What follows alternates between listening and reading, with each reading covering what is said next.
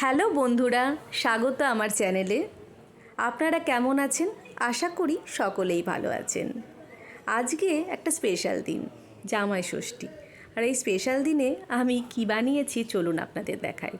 এখানে আছে ঝুড়ো আলু ভাজা, পটল ভাজা, মাছ ভাজা, ঢ্যাঁড়স ভাজা, সাদা ভাত, বেগুনি ভাজা আর বাসন্তী পোলাও। এদিকে মুগ ডাল, পাবদা মাছের ঝাল, আর আছে মাটন, চাটনি, মিষ্টি দই আর গোলাপ জামুন, সন্দেশ, ফল আর আছে স্যালাড।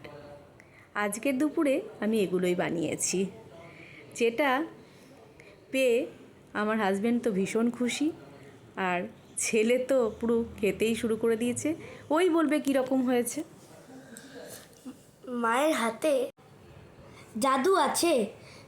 আমার তো দারুণ লাগছে, কিন্তু আমার মা কি করেছে এত সুন্দর খাবার বানানো, সেটা আমার মা আপনাদেরকে দেখিয়ে দেবে।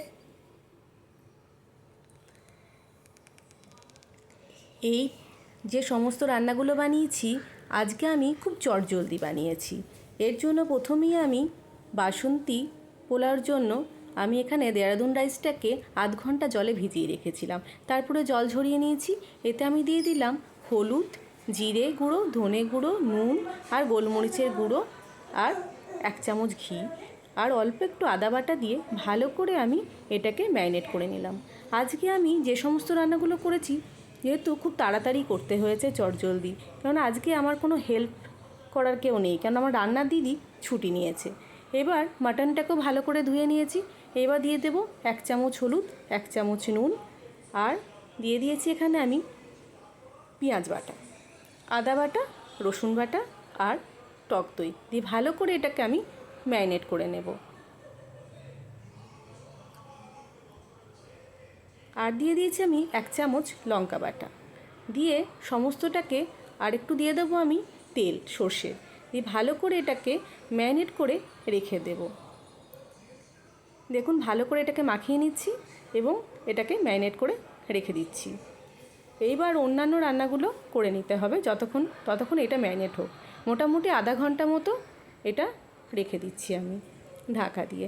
এইবার আমি দিয়ে দিয়েছি কড়াইয়ে সর্ষের তেলে নুন হলুদ মাখিয়ে রাখা পাবদা মাছগুলোকে দিয়ে দিলাম। পাবদা মাছগুলোকে ভালো করে ভাজা হয়ে যাবে। এইদিকে ভাজতে দিয়ে আমি এইদিকে একটি কড়াইয়ে দিয়ে দিয়েছি 5 ফোড়ন, তেজপাতা আর একটু আদা বাটা। আর প্রেশার কুকারে আমি ডালটাকে আগে সিদ্ধ করে নিয়েছি। আর ডাল যখন সিদ্ধ করেছি তখনই আমি নুন হলুদ আর একটু ধনে জিরে গুঁড়ো দিয়ে দিয়েছিলাম। এইবার ডালটাকে দিয়ে দিলাম কয়েকটা লঙ্কা, কাঁচা লঙ্কা চিড়ে আর 1/2 চামচ মতো ঘি আর একটু গরম মশলা। এদিকে পাবদা মাছগুলো ভাজা হয়ে গেছে।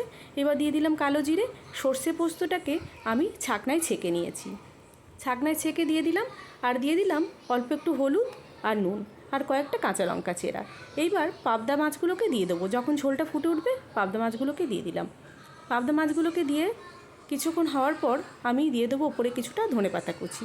ব্যাস তৈরি হয়ে গেছে আমার সর্ষে পোস্ত পাবদা। এইদিকে যেগুলো ম্যারিনেট করে রেখেছি মাংস এবং বাসন্তী পোলাওর জন্য রাইসটা, এবার কড়াই তেল দিয়ে অল্প একটু চিনি দিয়ে তাতে পেঁয়াজ কুচিগুলো দিয়ে ভালো করে ভেজে নিতে হবে। এদিকে পেঁয়াজ কুচিটা ভাজতে দিয়েছি গ্যাসটাকে লো ফ্লেমে দিয়ে। ওইদিকে আমি কড়াই দিয়ে দিয়েছি কিছুটা ঘি আর সাদা তেল আর ঘি গরম হয়ে গেলে আমি দিয়ে দেবো গোটা গরম মশলা, তেজপাতা ফোড়ন পোলাও বানানোর জন্য। এদিকে কিশমিশ কাজুটাকেও আমি দিয়ে দেবো, কারণ আজকে খুব তাড়াতাড়ি যেহেতু একা হাতে করতে হচ্ছে তো একটু চটজলদি বানানোরই চেষ্টা করছি, না অনেকগুলো রান্না আছে।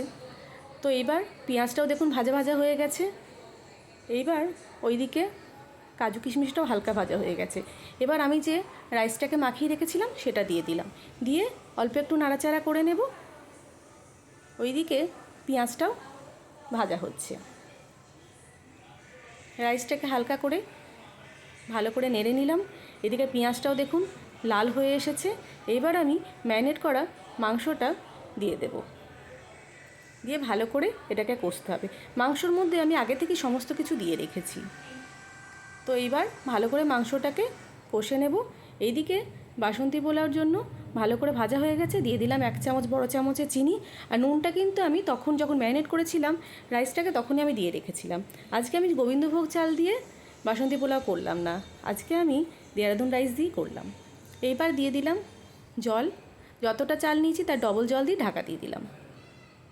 এইদিকে মাংসটাও দেখুন কষছি, এরপরে দিয়ে দিলাম একটু কাশ্মীরি লঙ্কা গুঁড়ো যেহেতু কালারের জন্য। এবার ভালো করে এটাকে কষে নেব।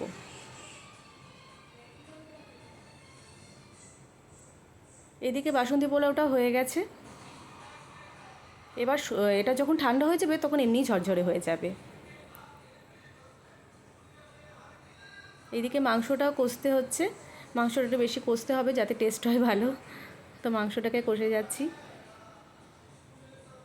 দিয়ে দিলাম অল্প একটু ঘি, আবার মাংসটাকে ভালো করে নাড়াচাড়া করে নিই।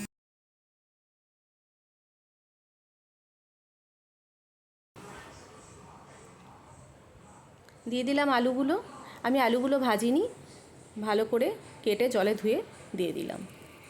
আমি অবশ্য মাংসতে আলু ভাজি না, এরকমই দিই। দিয়ে দিলাম অল্প একটু নুন, যেহেতু ম্যারিনেটের সময় নুন দিয়েছিলাম সেজন্য এখন অল্পই নুন দিলাম। দিয়ে দেবো একটা রসুন, দিয়ে ভালো করে এটাকে নেড়ে চেড়ে নেব মাংসটাকে। দেখুন খুব সুন্দর রং চলে এসছে, কালারও চলে এসছে। এইবার আমি দিয়ে দেবো ঈষদুষ্ণ গরম জল, দিয়ে একটা প্রেশার কুকারে দিয়ে দেবো।